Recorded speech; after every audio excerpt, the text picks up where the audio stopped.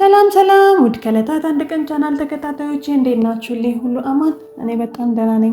ተጠፋፋን አይደለ? ቢሆንም ዛሬ ታላቁ ጁምዓ ስለሆነ የፈጣሪ ፍቃድ ሆኖልን ተገናኝተናል። ዛሬ ላካፍላችሁ የወደድኩት ሀሳብ ከዚህ ቀደም ሰምቼው የማውቀው እና አእምሮዬ ላይ አሰላስለው ከነበሩ ታሪኮች ውስጥ አንዱን ላካፍላችሁ ወደድኩኝ። ታሪኩ ምን መሰላችሁ? አንዲት አሮጊት ካረጀ በቅሎዋ ጋር ቀስ እያሉ የተንገዳገዱ ረጅም መንገድ ይጓዙ ነበረ። ወደ አንድ ጥላ ወዳለው ዛፍ ጠጋ ትልና ሴትዮዋ በቅሎዋን ታስራለች። ካሰረች በኋላ እሷም ፊቷ ላይ ያለውን አቧራና ልብሶቿ ላይ ያሉትን መጠራረግና ማራገፍ ትጀምራለች። የዛን ጊዜ አንድ ወጣት ልጅ በአንድ እጁ ጠመንጃ ያዘ፣ በሌላኛው እጁ ደግሞ የውስኪ ጠርሙስ ይዞ ከመጠጥ ቤት ሲወጣ ፊት ለፊት ይገጣጠማሉ። ከዛ ሴትዮዋን አይቶ ይስቅና በንቀት አንቺ አሮጊት ጨፍረሽ ታውቂያለሽ? ይላታል። ሴትዮዋም ቀና ብላ ትመለከተውና አይ ልጄ ሄጅም አላውቅ በጭራሽም አልፈልግም ትለዋለች።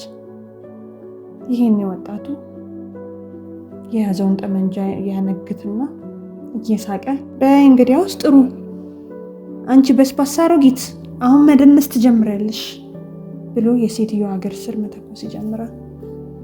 ሴትዮዋም እግሯን እንዳይተኮስባትና ራሷን ለማዳን ስትል መዝለል ትጀምራለች። በዛ ጊዜ ብዙ ሰዎች ይሰባሰቡና እየሳቁባት ይዝናኑ ጀመር። የመጨረሻው ጥይቱ እስኪያልቅ ድረስ እየተኮሰ መሳቡን ቀጥሎ ነበረ።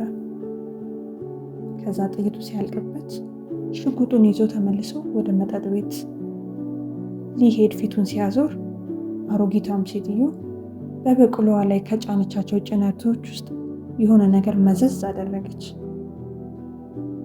ባለ ሁለት አፈሙዝ መሳሪያዋን መዘዝ አድርጋ ወጣችና አቀባበለችው። ከዛ ወደ አየር ላይም ተኮሰችው። በዚህ ጊዜ እየሳቁ የነበሩ ሰዎች ሁሉ በቅጽበት መሳቃቸውን አቁመው ሁኔታውን በጸጥታ ይከታተሉት ነበር። የጸጥታውን ሁኔታም ባለመሳሪያውም ልጅ ድምፁን ሰምቶ ቀስ ብሎ ዞረ። ጸጥታውም ራሱ ደንቆሮ የሆነ እስኪመስለው ድረስ ነበር። ታዲያ ህዝቡ በጸጥታ ይከታተል ነበረ።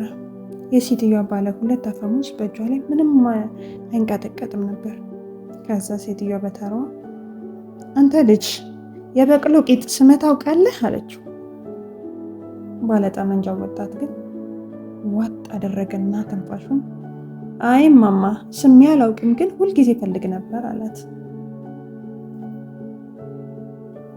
ከዚህ ታሪክ የተረዳሁትን ላካፍላችሁ የወደድኩት ሀሳብ ፈጽሞ እብሪተኛ ለመሆንን ነበር። እብሪተኛነት ራሳችንን አውሮ ተጋላጭ እንድንሆን እንደሚያደርገን ነው። የልጁ ኦቨር ኮንፊደንስ ሴትዮዋን ዝቅ አድርጎ እንዲመለከታት አድርጎታል። ትህትና ለሁሉም ግንኙነቶቻችን ጠቃሚ ነው።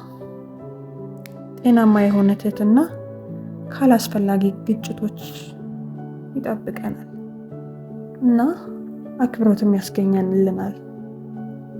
ሌላኛው ደግሞ የወደድኩት ሀሳብ ወይም ያገኘሁበት ሀሳብ የተሰጠንን ጥይት ወይም መሳሪያ በአግባቡ መጠቀምን ነው። የተሰጡን ሀብቶች በአግባቡ እንጠቀም፣ ጊዜያችንና ኢነርጂያችንን አላስፈላጊ ነገር ላይ አናባክነው የሚል አይነት መልእክት አግኝቼበታለሁ። ልጁ ጥይቱን አላግባብ አባክኗል። በህይወታችን ውስጥም የታሰበ የውሳኔ አሰጣጥና የሀብት አያያዝ አስፈላጊነት ላይ አጽንኦት መስጠት እንደሚያስፈልገንም ተመልክቼበት ነበረ። ሌላኛውና ቁም ነገር ብዬ የወሰድኩት ነገር መጠጥ ከእኛ የበለጠ ብልህ እንደሆነ እንዲሰማን ሊያደርገን ይችላል። በዛ ምክንያት ፍርድ ሊያዛባና ብዙ ውድመትንም ሊያስከትል እንደሚችል አይቼበት ነበረ። እና ደግሞ በጣም የወደድኩት እና ቁም ነገር ነው ብዬ የሚወሰድኩት ኃይል ያለው ማን ጋር እንደሆነ ለማወቅ ሁልጊዜ ጥረት እናድርግ የሚለውን ሀሳብ ነው። የኃይል ተለዋዋጭነት መረዳት በጣም ወሳኝ ነው። ሴትዮዋ ምንም ቢሆን በእድሜ የገፋችና በምትታይበት ሁኔታ ደካማ ብትመስልም እንኳን ኃይል ነበራት እና በተለያዩ በሚኖሩን ማህበራዊ ግንኙነት ማንጋ ኃይል እንዳለ በጥበብ ማሰስና አላስፈላጊ ግጭቶችን ማስወገድ ይገባናል እንላለሁ። እና ደግሞ ለዛሬው ታሪክ የመጨረሻ ሀሳብ ብዬ ያሰብኩት ወይም ቁም ነገር አገኘው ብዬ ያወሰድኩት ነገር ያረጁ ሰዎች ሁሉ ደካማ እንደሆኑ ማሰብ እንደሌለብንና እስከ ዛሬ ድረስ በመጡበት የእድሜ ጉዟቸው በድድብና አይደለም ያረጁት የሚለውን ሀሳብ ነው። ልምድ ጥበብን ያዳብራል።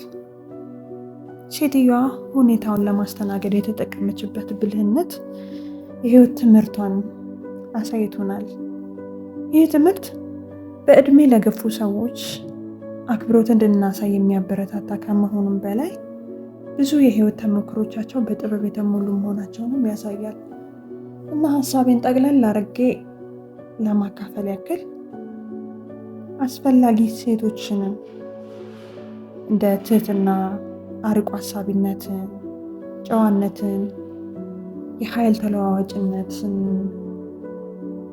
እና ለህይወት ተሞክሮ አክብሮት መስጠት፣ እነዚህን ተግባራዊ ማድረግ በዕለት ተዕለት ህይወታችን ውስጥ የበለጠ አሳቢና አክብሮት ያለው መስተጋብር እንድንፈጥር ሊረዳ እንደሚችል ነው። አመሰግናለሁ። ወዳችኋለሁ።